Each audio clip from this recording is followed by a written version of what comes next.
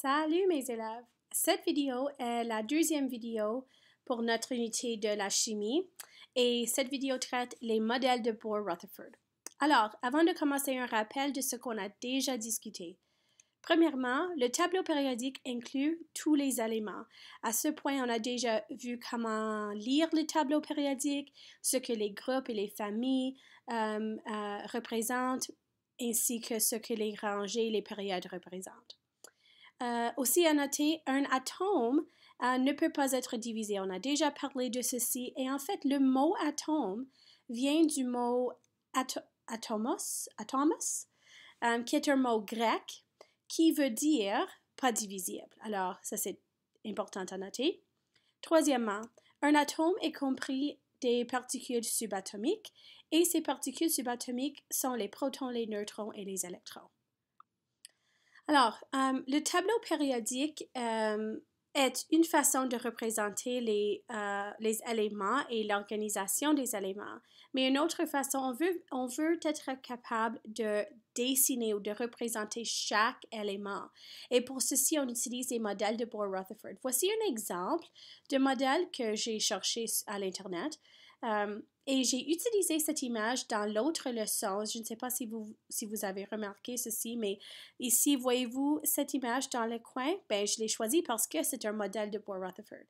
Un modèle de Bohr-Rutherford c'est un modèle scientifique. Et n'oubliez pas, un modèle scientifique est une représentation visuelle pour expliquer ce qu'on ne peut pas voir à l'œil nu. Alors, on ne peut pas voir un atome d'un élément à l'œil nu, c'est trop petit.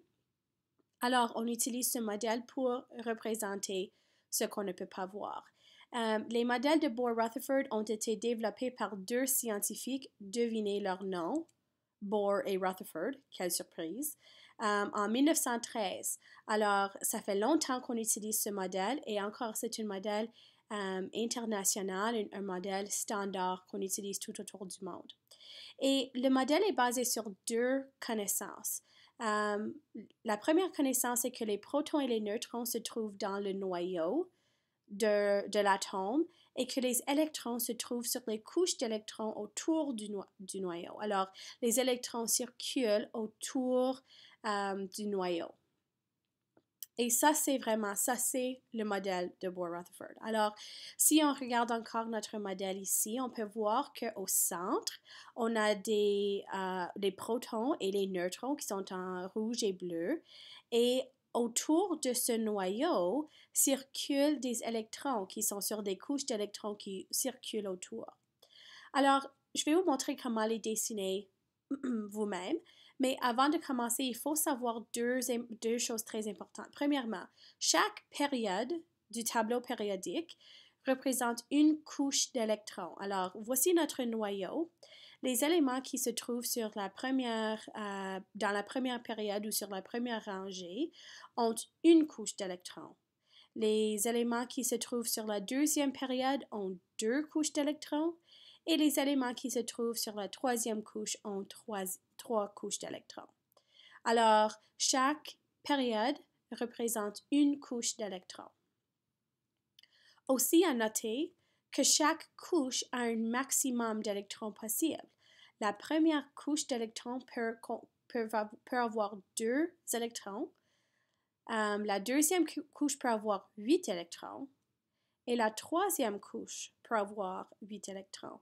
Et peut-être vous êtes en train de poser la question, mais pourquoi? Comment ça se fait qu'on peut avoir 2, 8 et 8? Mais l'explication est très simple en fait. Regardez la première période ici. Sur la première période, on a 2 éléments. Alors, on peut avoir 2 électrons. Sur la deuxième période, on a 1, 2, 3, 4, 5, 6, 7 et 8 éléments. Alors, on peut avoir un maximum de 8 électrons. Sur la troisième période, on a 1, 2, 3, 4, 5, 6, 7 et 8 éléments pour un total de 8 électrons. Alors, c'est une façon de se souvenir de combien d'électrons on peut avoir sur chaque couche. Alors, voici comment représenter les éléments. Prenons de la dernière vidéo l'exemple du fluor. Okay? Je vais aussi vous donner un petit tableau périodique ici. Si c'est difficile à voir, je m'excuse, vous pouvez utiliser vos tableaux. Mais il faut trouver le fluor sur notre tableau et c'est juste ici. Alors, commençons. On commence avec le noyau. Le noyau est au centre de l'atome. Et dans le noyau se trouvent les protons et les neutrons. Alors, on a besoin de trouver combien de protons et neutrons sont dans notre noyau ici. Et pour faire cela, il nous faut le numéro atomique qui est 9. Alors, on a 9 protons. Si on a 9 protons, on a 9 électrons. Et puis, on a besoin, pour déterminer les neutrons, il nous faut la masse atomique ici, on va l'arrondir pour arriver au nombre de masses qui est 19 dans ce cas. On fait 19 moins 9 qui nous donne 10 neutrons. Okay? Alors, au centre du noyau, dans le noyau, on a 9 protons et 10 neutrons. Okay? Maintenant, pour décider combien de couches d'électrons on a besoin encore de regarder quelle période se trouve le fluor. Le fluor se trouve sur la deuxième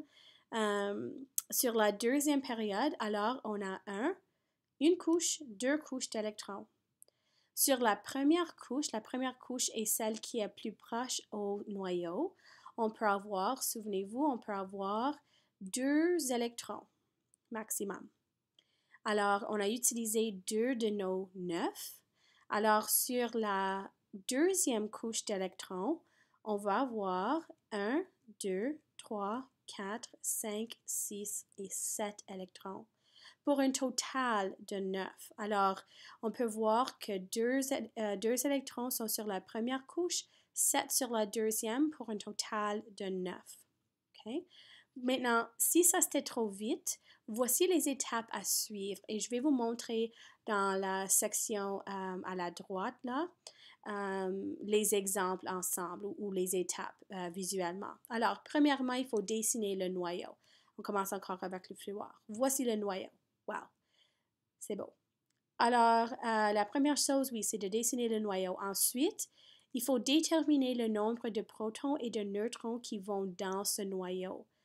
Pour calculer le nombre de protons et de neutrons, on utilise le numéro atomique et le nombre de masses pour calculer cela. Et on a déjà fait ces calculs il y a quelques secondes là. Et on a décidé qu'on a 9 protons, 10 neutrons. Ensuite, il faut déterminer combien de couches d'électrons l'élément a. Bien, cet élément se trouve dans la deuxième période. Alors, il y a 2 couches d'électrons. Ensuite, la quatrième étape, c'est de placer les électrons sur les couches. 2 électrons sur la première couche et le restant, dans ce cas, sur la deuxième couche. 1, 2, 3, 4, 5, 6, 7, 8 et 9. OK? Alors, voici un exemple qu'on peut faire ensemble. Encore de l'autre vidéo, on a utilisé le carbone à un moment donné. Alors, vous pouvez arrêter la vidéo ici pour dessiner ce modèle vous-même. Lorsque vous pensez que vous avez la réponse, continuez la vidéo pour vérifier votre modèle. Alors, on est ici avec le carbone. La première étape, c'est de dessiner le noyau. Voici mon noyau. Ensuite, il faut déterminer combien de protons et neutrons vont dans le noyau. Pour ceci, je vois que le numéro atomique est 6. Alors, je sais que j'ai 6 protons. Si j'ai 6 protons, j'ai aussi 6 électrons pour après. Et pour calculer le nombre de neutrons, j'arrondis la masse atomique de 12,011 à 12. Alors, je fais 12 moins 6 qui me donne un total de 6 neutrons. Alors, mettons les protons et les neutrons dans le noyau. 6 protons, 6 neutrons. Ensuite, il faut décider combien de couches d'électrons on a. Cet élément se trouve sur la deuxième période. Alors, on a une couche, 2 couches. Et maintenant, il faut placer les électrons. Alors, on met 2 électrons sur la première couche qui nous laisse avec 4 électrons pour la deuxième couche. Alors, on a 1, 2, 3 et 4. Et ça, c'est tout. Merci, j'aime beaucoup ce chat-là. Merci.